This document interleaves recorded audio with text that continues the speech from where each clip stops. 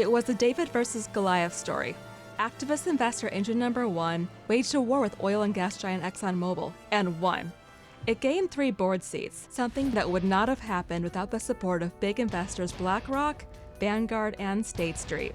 In a statement, BlackRock said, "We believe more needs to be done in Exxon's long-term strategy on reducing climate risk."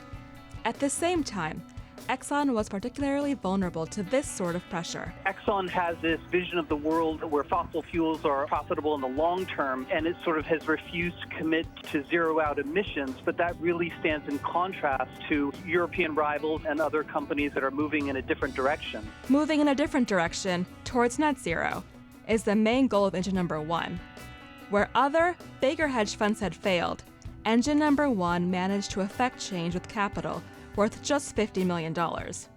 We spoke to CEO Jennifer Grancio about the campaign. From an Exxon perspective, our campaign at Exxon, led by Charlie Penner at Engine Number 1, was about making sure the board had the right capabilities to understand how to manage every aspect of the company, including how the company remains a great company through the energy transition. So I guess I would say about the current news cycle that we look forward to the new directors joining the board and the company managing for the future, acknowledging some of the changes and transformations that have to happen there.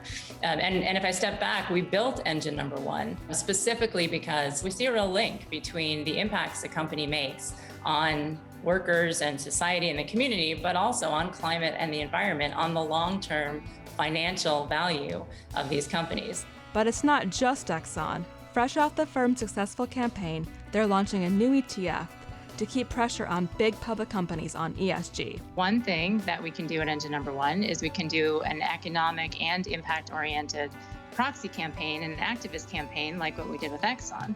And we launched the VOTE ETF. There's a little clue in the name there, and we gave it the ticker VOTE.